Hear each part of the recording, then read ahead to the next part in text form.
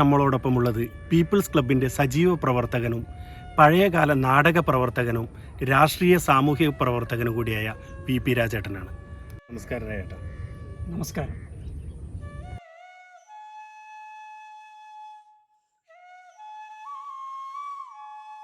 അന്നൂരിലെ കലാ സാംസ്കാരിക പ്രവർത്തനങ്ങളിൽ പ്രധാന പങ്ക് വഹിച്ച ക്ലബ്ബാണല്ലോ പീപ്പിൾസ് ക്ലബ്ബ്. ഈ ക്ലബിൻ്റെ തുടക്കം എങ്ങനെയാണ് രാജേട്ട? വളരെ പ്രധാനപ്പെട്ട ഒരു കാലഘട്ടമായിരുന്നു നമ്മുടെ പീപ്പിൾസ് ആർട്സ് ക്ലബ്ബ് രൂപീകരിച്ച വർഷം എന്ന് പറയുന്നത്. 1972 നമ്മൾ ഈ കലാസമിതി രൂപീകരിച്ചത്. ആ സമയത്ത് ഇന്ന് കാണുന്ന ഒരു അവസ്ഥയൊന്നും ആയിരുന്നില്ല എന്ന നാട്ടിൻ്റെ പൊതുവായിട്ട് സ്ഥിതി ഉണ്ടായിരുന്നു. സാംസ്കാരികമായിട്ടും ഒക്കെ നമ്മൾ വളരെയധികം ദാരിദ്ര്യം പിടിച്ച ഒരു കാലഘട്ടമായിരുന്നു 1970-80 കാലഘട്ടം. 80-ന് ശേഷമാണ് കുറച്ച് മെച്ചപ്പെട്ട ഒരു സ്ഥിതിയിലേക്ക് നമ്മുടെ നാട് നീങ്ങി വന്നത്. 1970-കളിലും 80-കളിലും ഒക്കെ നാടകത്തിന് ഏറ്റവും പ്രാധാന്യം കൊടുത്തുകൊണ്ടുള്ള ഒരു കാലഘട്ടമായിരുന്നു. നാടകം എന്ന് പറയുന്ന അപൂർവം ചില കലാസമിതികൾ മാത്രമാണ് നമ്മുടെ അന്നൂരിലുണ്ടായിരുന്നത്. വളരെ പെട്ടെന്ന് ജനങ്ങളിലേക്ക് ഇറങ്ങിച്ചെല്ലാൻ പറ്റുന്ന ഒരു മാധ്യമം എന്നുള്ള നിലയിലാണ് നാടകങ്ങൾ ജനങ്ങളിലേക്ക് പ്രവേശിച്ചത്. നാടകങ്ങളും കഥാപ്രസംഗങ്ങളുമായിരുന്നു അന്നത്തെ പ്രധാനപ്പെട്ട കലാരൂപങ്ങൾ. പിന്നീട് നമുക്ക് ഉത്സവത്തിന് പോയി കഴിഞ്ഞാൽ കാണുന്ന തെയ്യങ്ങളും കാവുകളും എല്ലൊക്കെ പോയി കഴിഞ്ഞാൽ കാണുന്ന തെയ്യങ്ങളായിരുന്നു പിന്നീടുള്ള ഒരു നമ്മുടെ മനസ്സിനെ ഇഷ്ടപ്പെടുന്ന കലാരൂപങ്ങളായിട്ട് നമുക്ക് കാണാൻ വേണ്ടി കഴിയും. പക്ഷെ നാടകം എന്ന് പറയുന്ന ഒരു കലാരൂപം ജനങ്ങളിലേക്ക് ശരിക്കും ഇറങ്ങിച്ചെന്ന് അവരുമായി സംവദിക്കുന്ന ഒരു പ്രസ്ഥാനമായിട്ടാണ് നമുക്ക് കാണാൻ വേണ്ടി കഴിയുന്നത്. നാടകം മനുഷ്യൻ്റെ ആത്മാവിനെ സ്പർശിക്കുന്നു. അതുകൊണ്ട് തന്നെ നമ്മുടെ പ്രദേശത്ത് നിരവധി കലാസമിതികൾ പിന്നീട് വരികയുണ്ടായി. ഇപ്പം പീപ്പിൾസ് ക്ലബ്ബ് എത്രത്തോളം നാടകങ്ങൾ ചെയ്തിട്ടുണ്ട്? പീപ്പിൾസ് ക്ലബ്ബ് 48 നാടകങ്ങൾ ഇതുവരെയായിട്ട് അവതരിപ്പിച്ചിട്ടുണ്ട്. 72 ആവിർഭവിച്ചത്, 72 നമ്മൾ സ്ഥാപിച്ചത്. ഓരോ കൊല്ലവും നമ്മളന്ന് നാടകം കളിച്ചിരുന്നു. ഒരു കൊല്ലം തന്നെ 2 നാടകങ്ങളൊക്കെ കളിച്ച കാലങ്ങളിലായി.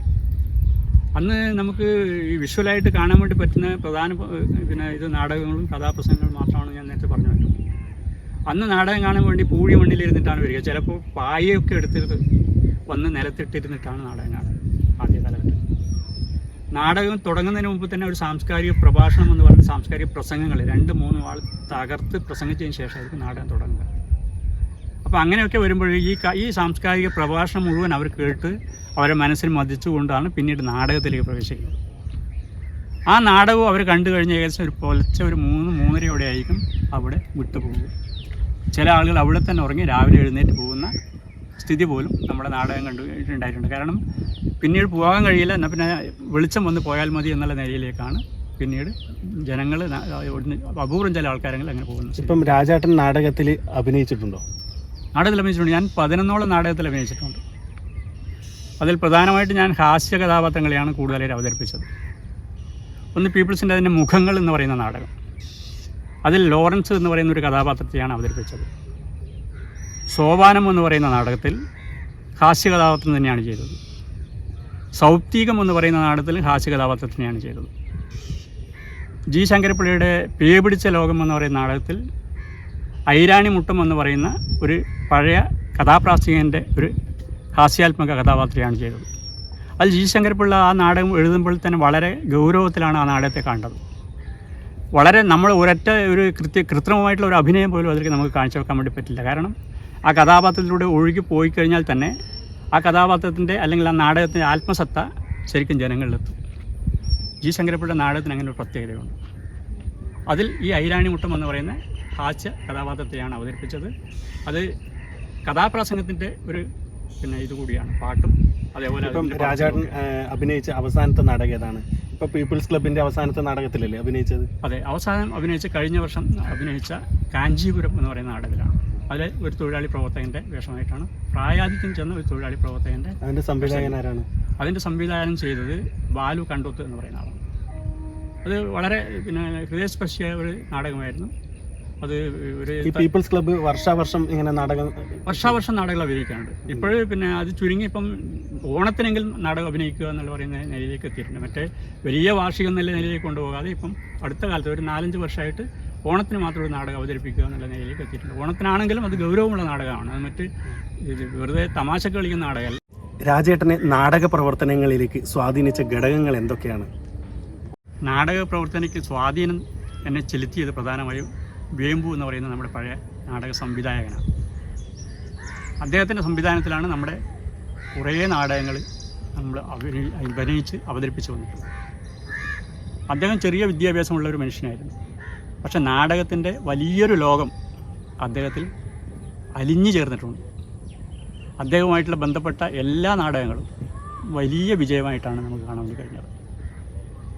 അദ്ദേഹത്തിനുള്ള സ്വാധീനം, പിന്നെ ബീഡി കമ്പനികളിലുള്ള നമ്മുടെ ഒരു കൂട്ടായ ചർച്ചയും കാര്യങ്ങളും, പിന്നീട് വരുന്ന ഈ സാംസ്കാരിക ബോധം നിലനിർത്തുന്നതിന് വേണ്ടി വരുന്ന നമുക്ക് ഒരു കലാസമിതി രൂപീകരിക്കാമെന്നുള്ള ധാരണയിലെത്തുന്നു. അങ്ങനെയാണ് പീപ്പിൾസ് ക്ലബ്ബ് വരുന്നത്. പിന്നീടാണ് പീപ്പിൾസ് ക്ലബ്ബിലൂടെ നിരവധി നാടകങ്ങൾ ഓരോ വർഷാവർഷവും പറ്റുന്നത്. ആദ്യകാലങ്ങളിലൊക്കെ വേമ്പോട്ടനായിരുന്നു. പക്ഷേ അദ്ദേഹത്തിൻ്റെ ജീവിത സാഹചര്യം ബുദ്ധിമുട്ടായതുകൊണ്ട് അദ്ദേഹം പിന്നെ കർണാടകത്തിൽ ജോലിക്ക് പോവുകയും ഉടുപ്പിയിൽ ജോലിക്ക് പോവുകയും ആ സമയത്ത് പിന്നീട് MT ആയിരുന്നു ഞങ്ങളുടെ സംവിധായകൻ. ഏട്ടൻ ഒരു രാഷ്ട്രീയ പ്രവർത്തകനും കൂടിയല്ലേ. ഈ രാഷ്ട്രീയത്തിലേക്ക് എങ്ങനെയാണ് എത്തിപ്പെട്ടത്? രാഷ്ട്രീയ പ്രവർത്തനത്തിൽ എത്തിപ്പെട്ടത് 1969 മുതലാണ്.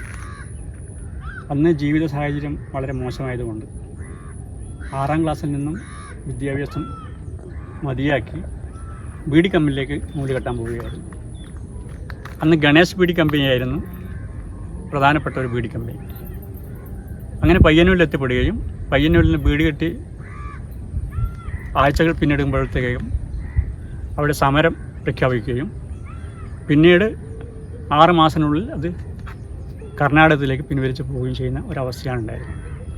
ഈ ബീഡി കമ്പനിയിൽ ആദ്യമായി പ്രവേശിക്കുന്ന കാലം എന്ന് പറയുന്നത് പത്രവായനയിലൂടെ വളരെയധികം നമുക്ക് അറിവ് കിട്ടുന്ന നിലയിലേക്കാണ്. നമ്മുടെ ജീവിത സാഹചര്യം എന്തുകൊണ്ട് ഇങ്ങനെ ആയി എന്നുള്ളതിന് ഒരു പ്രധാന ചിത്രം നമുക്ക് അവിടെ നിന്ന് കിട്ടിയിരുന്നു. കാരണം ഈ പത്രവായനയിലൂടെയും അവിടെ നടക്കുന്ന രാഷ്ട്രീയ സംവാദങ്ങളിലൂടെയും ഒക്കെ നമ്മുടെ രാജ്യം ഇന്ന് അകപ്പെട്ടിരിക്കുന്ന ഈ ദുരിതാവസ്ഥ മാറണമെങ്കിൽ തൊഴിലാളി വർഗത്തിന് ഗുണം ചെയ്യുന്ന ഒരു രാഷ്ട്രീയ സാഹചര്യം വന്നാൽ മാത്രമേ ഇതിൽ നിന്ന് മോചനം കിട്ടുകയുള്ളൂ എന്നുള്ള ധാരണ ചെറുപ്പത്തിലെ പഠിച്ചു വന്നു, ആ അനുഭവത്തിലൂടെ പഠിച്ചു വന്നു. അതുകൊണ്ടാണ് ഈ രാഷ്ട്രീയത്തിലേക്ക് മെല്ലെ ഇറങ്ങി. അന്നത്തെ രാഷ്ട്രീയ പ്രവർത്തനവും ഇന്നത്തെ രാഷ്ട്രീയ പ്രവർത്തനവും തമ്മിൽ എന്തെങ്കിലും വ്യത്യാസം അനുഭവപ്പെടാറുണ്ടോ? ഉണ്ട്. അന്ന് പ്രധാനമായിട്ടും വിശപ്പിൻ്റെ രാഷ്ട്രീയമായിരുന്നു. മനുഷ്യനെ ഭരിച്ചിരുന്നത് വിശപ്പാണ്. ഇന്ന് ഒരു 80-ന് ശേഷം നമ്മുടെ കാലഘട്ടം മാറിയതിനനുസരിച്ച് സാമ്പത്തികമായിട്ട് കുറേ ഉയർന്നിട്ടുണ്ട്. മനുഷ്യൻ കുടുംബങ്ങൾ ഉയർന്നിട്ടുണ്ട്. വിദ്യാഭ്യാസത്തിലൂടെ അവരുടെ ജോലി, പിന്നെ സർക്കാർ ജോലികൾ, അതുപോലെ സാമ്പത്തിക വരുമാനം കിട്ടുന്ന ജോലികളൊക്കെ വർദ്ധിച്ചു വന്നിട്ടുണ്ട്. അതുകൊണ്ട് അന്നത്തെ വിശപ്പ് എന്ന് പറയുന്ന രാഷ്ട്രീയവും ഇന്നത്തെ മനുഷ്യൻ്റെ മറ്റുള്ള വൈകാരികതയിലേക്ക് ഉയർന്നു പോകുന്ന നിലയിലേക്ക് ഇപ്പോൾ വളർന്നിട്ടുണ്ട്. അത് നമ്മുടെ എല്ലാ സമൂഹത്തിലെ എല്ലാ കാര്യങ്ങളിലും നമുക്ക് കാണാൻ വേണ്ടി കഴിയും. അന്ന് വിശപ്പിന് വേണ്ടിയായിരുന്നു ഒരാൾ മോഷ്ടിച്ചിരുന്നതെങ്കിൽ, ഒരു വാഴക്കൊല മോഷ്ടിച്ചിരുന്നതെങ്കിൽ, ഇന്ന് സമ്പാദിക്കാൻ വേണ്ടിയായിരുന്നു ഇന്ന് മോഷണം നടത്തുന്നത്.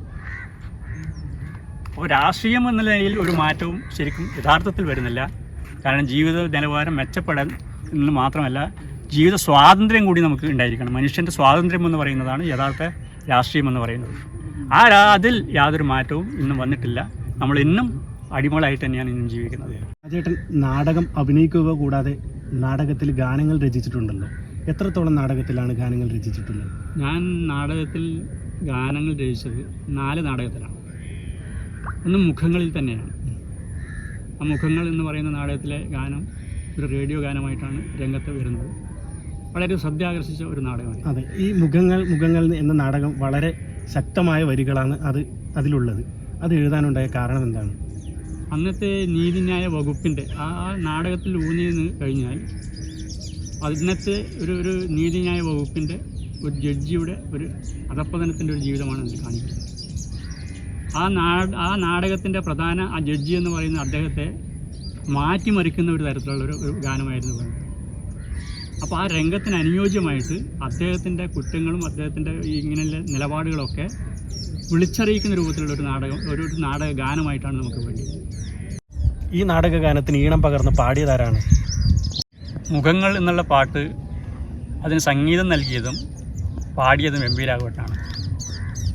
MP രാഘവൻ്റെ നല്ല ഒരു ശബ്ദമാണ് അതിന് ആ പാട്ടിന് കൂടുതൽ ജനശ്രദ്ധ ആകർഷിക്കാൻ വേണ്ടി കഴിഞ്ഞത്. മറ്റ് പലരെ കൊണ്ടും അദ്ദേഹം പാട്ട് പാടിക്കാറുണ്ട്. അദ്ദേഹം പാട്ട് വളരെ ചുരുക്കി മാത്രമേ സ്റ്റേജിൽ പാടിയിട്ടുള്ളൂ. എന്നാൽ ഈ ഗാനം ഞാൻ തന്നെ പാടാമെന്ന് പറഞ്ഞ് അദ്ദേഹം വളരെ ഇഷ്ടപ്പെട്ട് പാടിയ ഒരു പാട്ടാണ്. ആ പാട്ട് വളരെയധികം ജനങ്ങൾ ഏറ്റെടുക്കുകയും ചെയ്തിട്ടുണ്ട്.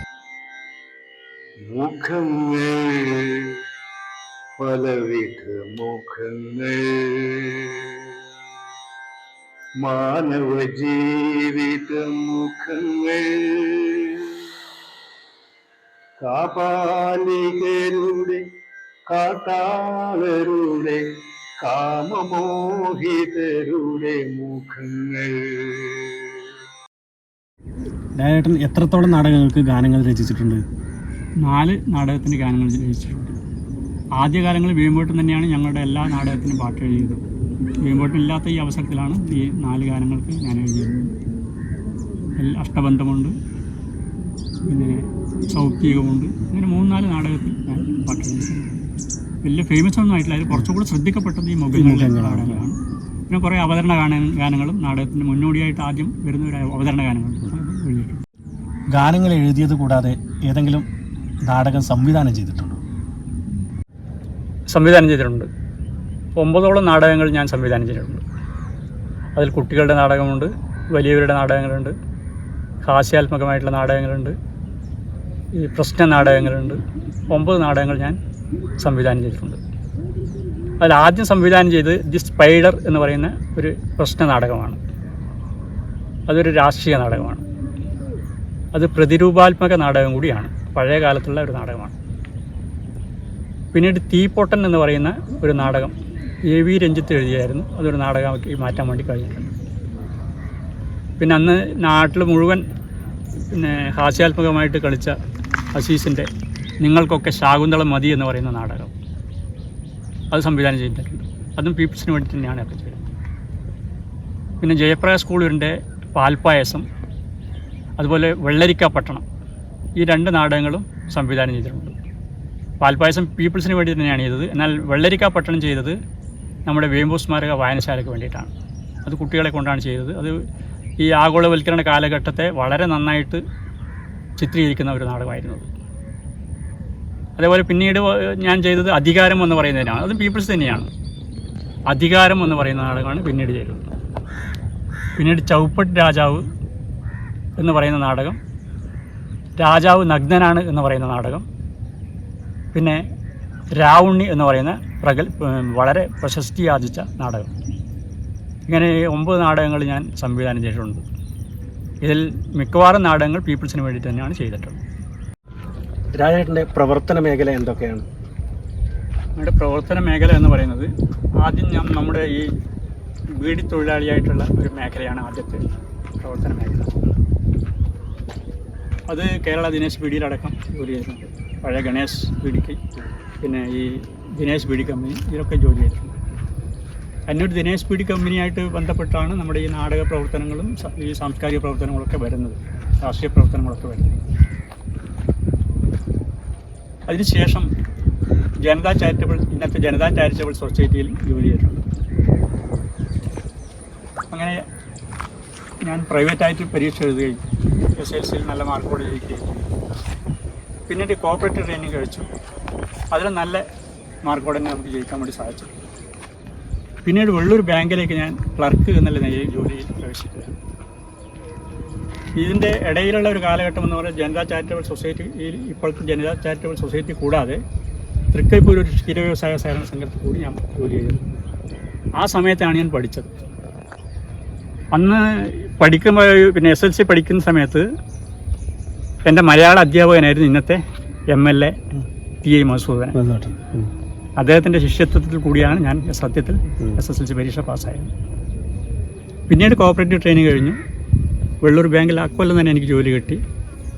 പിന്നീട് അവിടെ മാനേജറായിട്ടാണ് ഞാൻ പിരിയുന്നത്. പിരിഞ്ഞിട്ടിപ്പോൾ 11 വർഷം. ഇപ്പോൾ സാമൂഹ്യ പ്രവർത്തനമായിട്ട് തന്നെയാണ് ഇപ്പോഴും പോകുന്നത്. അന്നും ഇന്നും ഒരേ രൂപത്തിൽ ഈ രാഷ്ട്രീയ പ്രവർത്തനമായാലും സാംസ്കാരിക പ്രവർത്തനമായാലും നാടക പ്രവർത്തനമായാലും ഒക്കെ ആ രൂപത്തിൽ തന്നെ ഇന്നും പോകും. രാജേട്ടൻ്റെ കുടുംബത്തിനെ പറ്റി ഒന്ന് നമുക്ക് പറഞ്ഞു തരും. ഭാര്യ പ്രേമജ, സാധാരണ ഒരു വീട്ടമ്മ ആയിട്ട്. മകൻ ശ്രീരാജ് ഇപ്പോൾ സഹകരണ ആശുപത്രിയിൽ തെറാപ്പിസ്റ്റായിട്ട് ജോലി ചെയ്യുന്നു, ആയുർവേദ തെറാപ്പിസ്റ്റായിട്ട് ജോലി ചെയ്യുന്നു. പിന്നെ മകൾ ശ്രീകല ബാംഗ്ലൂരിൽ SBIയിൽ ക്ലർക്കായിട്ട് ജോലി ചെയ്യുന്നു. ചെറിയൊരു കുടുംബം ഇങ്ങനെയൊക്കെ ജീവിച്ചു പോകുന്നു എന്ന് മാത്രം. രാജേട്ടാ, ഈ പലയിടങ്ങളിലും ജാതി ശ്മശാനങ്ങളൊക്കെയാണ് കാണാറുള്ളത്. ഇപ്പോൾ ഈ പീപ്പിൾസ് ക്ലബിൻ്റെ അടുത്തായിട്ട് പാടിയിൽ ഒരു പൊതു ശ്മശാനമുണ്ട്. ഇത് എങ്ങനെയാണ് ഇവിടെ ഉത്ഭവിച്ചത്? പൊതുശ്മശാനം എന്ന് പറയുന്നത് അതിൻ്റെ ഒരു ആവശ്യകത നമ്മുടെ നാട്ടിലുണ്ടായിരുന്നു. നമ്മുടെ പ്രദേശത്തെ എല്ലാം ചെറിയ ചെറിയ സ്ഥലവും ചെറിയ ചെറിയ വീടുകളുമായിട്ടാണ് പഴയ കാലത്തുണ്ടായിരുന്നത്. അതുകൊണ്ട് തന്നെ അവരുടെ പറമ്പിലായിരുന്നു ഈ ശവമടക്കം നടത്തിയിരുന്നത്. ഇത് വളരെയധികം ബുദ്ധിമുട്ട് ഉണ്ടാക്കിയിരുന്നു. ഞങ്ങളുടെ ഈ പൊതുപ്രവർത്തനത്തിനിടയിൽ ഇത് വലിയൊരു പ്രശ്നമായിട്ട് വരുന്ന ഒരു സ്ഥിതി ഉണ്ടായി. കാരണം തൊട്ടടുത്ത വീട്ടിൻ്റെ കിണറിൻ്റെ അടുത്തായിരിക്കും മറ്റേ വരെ സംസ്കരിക്കേണ്ടി വരുന്നത്. അപ്പം ഞങ്ങളുടെ ചിന്താഗതിയിൽ ഇത് ഉരുത്തിരിഞ്ഞു വരികയും ഈ പാടിയിൽ 2 സെൻറ്റ് സ്ഥലം മുമ്പ് വിലക്ക് വാങ്ങിയ ഒരു സ്ഥലമുണ്ടായിരുന്നു ശ്മശാനത്തിന് വേണ്ടിയിട്ട് തന്നെ. അവിടെ ഞങ്ങൾ ഈ ശ്മശാനം ഇതിൻ്റെ പ്രവർത്തനം നടത്തുകയാണ് ഉണ്ടായത്. അത് ജാതിക്ക് എതിരായിട്ടുള്ളൊരു സമരം കൂടിയായിട്ടാണ് ഞങ്ങളത് കണ്ടത്. അന്നത്തെ നമ്മുടെ ഒരു സാംസ്കാരിക ബോധം ജാതിക്കെതിരായിട്ടുള്ളൊരു സാംസ്കാരിക ബോധം കൂടിയാണ്. എന്നിട്ട് ഞങ്ങളൊക്കെ കേന്ദ്രീകരിച്ചുകൊണ്ട് ഇതിനെ ജനങ്ങളെ സംഘടിപ്പിക്കുകയും ചെറിയ ചെറിയ ഒരു 100 രൂപ 50 രൂപയൊക്കെ സംഘടിപ്പിച്ചുകൊണ്ടാണ് ഞങ്ങൾ ഈ ഇത് നടത്തിയത്. ഇപ്പോഴത് മുനിസിപ്പാലിറ്റി നമുക്കതിൻ്റെ ഫണ്ട് തന്നുകൊണ്ട് ഒരു പൊതുശ്മശാനമാക്കി പാടി പൊതുശ്മശാനം എന്നുള്ള നിലയിലേക്ക് വളർന്നിട്ടുണ്ട്. അതൊരു പ്രസ്ഥാനം തന്നെയാണ്. കാരണം ജാതി വിരുദ്ധ പ്രസ്ഥാനം ഏറ്റവും അതിന് അനുയോജ്യമായിട്ടുള്ളൊരു പ്രവർത്തനം തന്നെയാണ് ഈ ശ്മശാനത്തിൻ്റെ പൊതുശ്മശാനം എന്നുള്ളത്.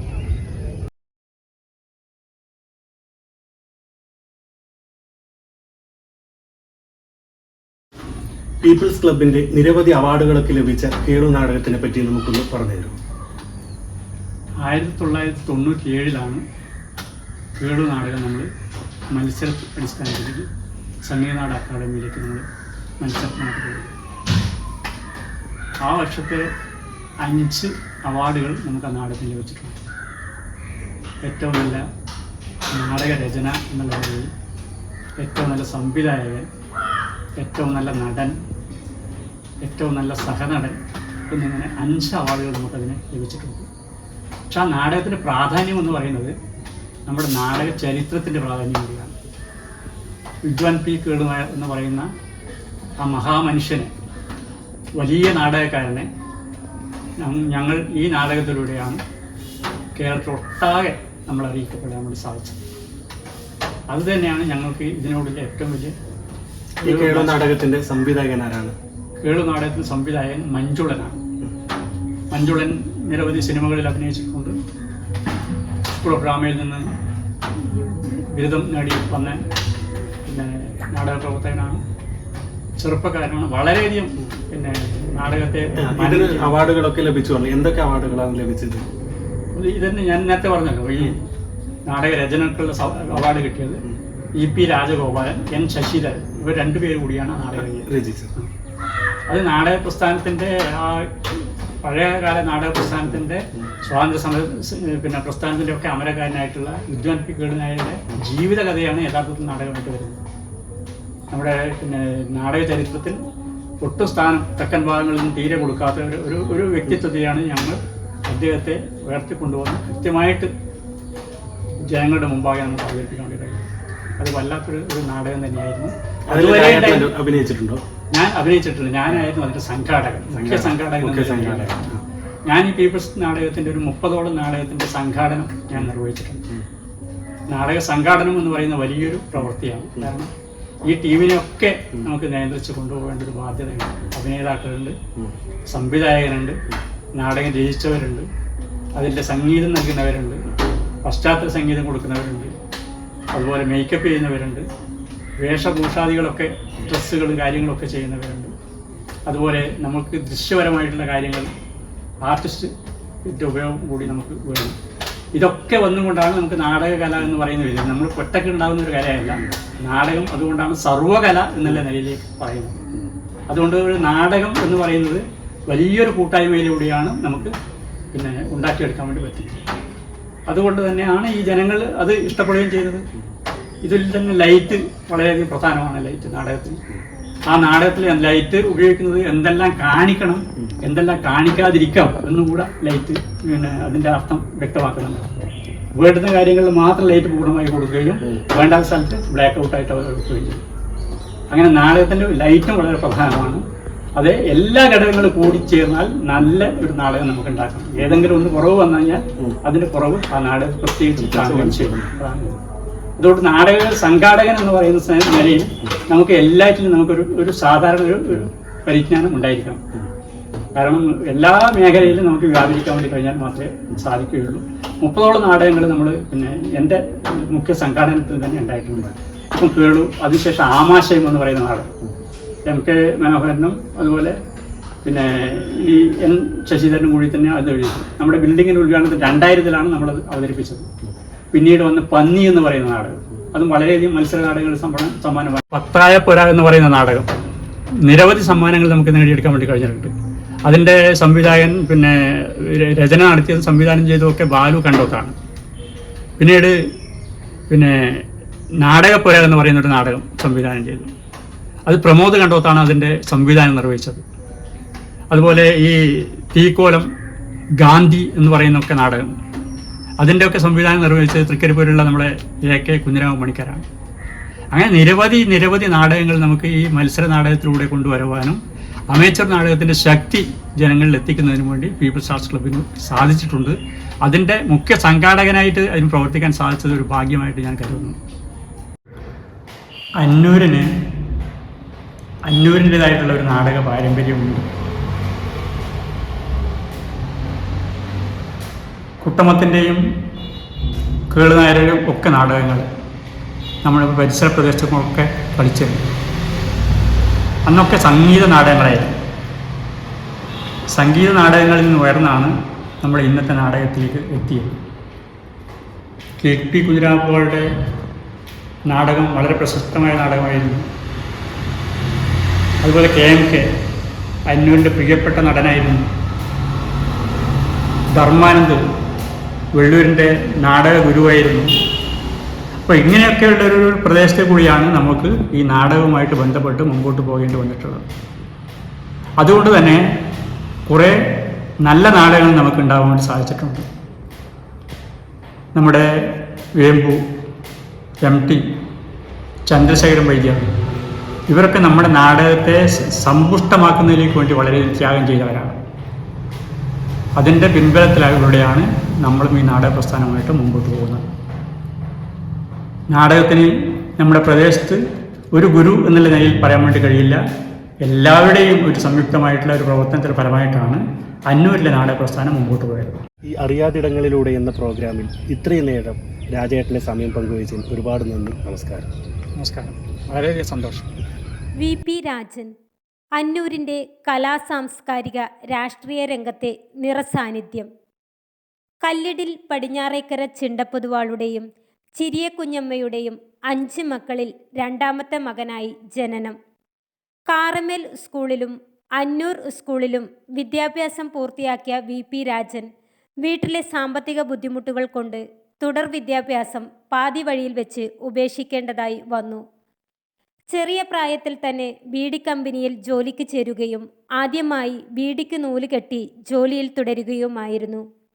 15 വയസ്സു മുതൽ തന്നെ രാഷ്ട്രീയ പ്രവർത്തനത്തിലേക്ക് കടന്നു വന്ന VP രാജൻ അടിയുറച്ച ഒരു രാഷ്ട്രീയ പ്രവർത്തകനായി മാറിയത് 1972-ലായിരുന്നു. ആ കാലത്താണ് ബീഡി കമ്പനിയിലെ അംഗങ്ങളും മറ്റംഗങ്ങളും കൂടി ഒരു കലാസമിതി രൂപീകരിക്കുകയും പിന്നീടത് പീപ്പിൾസ് ക്ലബ്ബായി ഉയരുകയുമായിരുന്നു. 1972 കാലഘട്ടത്തിൽ തന്നെ നാടകങ്ങളിൽ സജീവമായി മാറിയ VP രാജൻ 11ഓളം നാടകങ്ങളിൽ അഭിനയിച്ചു. ഹാസ്യ കഥാപാത്രത്തെയായിരുന്നു പ്രധാനമായും പ്രതിനിധാനം ചെയ്തത്. മുഖങ്ങൾ എന്ന നാടകത്തിൽ ലോറൻസ് എന്ന വേലക്കാരൻ്റെ കഥാപാത്രവും ഇബ്രാഹിം വെങ്ങരയുടെ സംഘം എന്ന നാടകത്തിൽ ആദിവാസി കഥാപാത്രത്തെയും, ഹിപ്പിസം വളർന്നു വരുന്ന കാലഘട്ടത്തിൽ അതിനെതിരായി തൃഷ്ണ എന്ന നാടകത്തിൽ ഹിപ്പി വേഷധാരിയായും അരങ്ങിലെത്തി. ചെയ്ത നാടകങ്ങളിൽ വെച്ച് തികച്ചും വ്യത്യസ്തമായതും വില്ലത്തരവുമായ ഒരു കഥാപാത്രമായിരുന്നു ഹിപ്പി എന്ന് അദ്ദേഹം പറയുന്നു. സൂര്യോത്സവത്തിൽ ബാലൻ എന്ന കഥാപാത്രവും അഷ്ടബന്ധത്തിൽ നത്തുമൂസ എന്ന കഥാപാത്രവും പ്രേക്ഷകരുടെ ശ്രദ്ധ പിടിച്ചുപറ്റി നിരവധി അവാർഡുകൾ കരസ്ഥമാക്കി. 30ഓളം നാടകങ്ങളിലെ സംഘാടനങ്ങളിൽ പങ്കാളിയായി. പ്രദീപ് മണ്ടൂർ സംവിധാനം ചെയ്ത പിറവിയും S. സുനിൽ സംവിധാനം ചെയ്ത പന്നിയും എൻ ശശിധരൻ, MK മനോഹരൻ എന്നിവർ സംവിധാനം ചെയ്ത ആമാശയവും പ്രേക്ഷകരുടെ മനസ്സുകളെ ആഴത്തിൽ സ്പർശിച്ചു.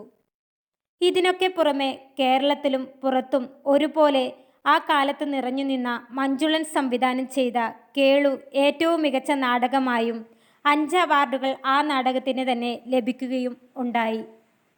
1989 വെള്ളൂർ സർവീസ് സഹകരണ ബാങ്കിൽ ക്ലർക്കായി ജോലിയിൽ പ്രവേശിച്ചു.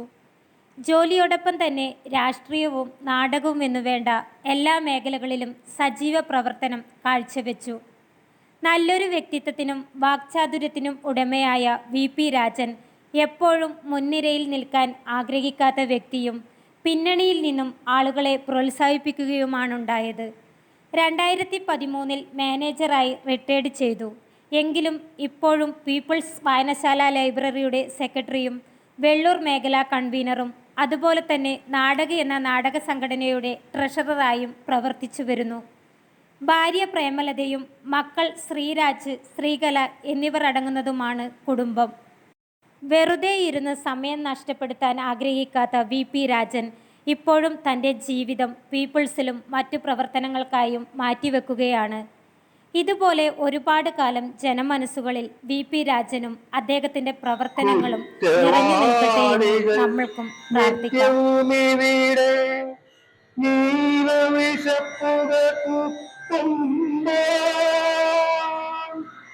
തിരിഞ്ഞു നോക്കൂ നീതിമാനെ, സമക്കല്ലറയോ ബലിക്കല്ലോ.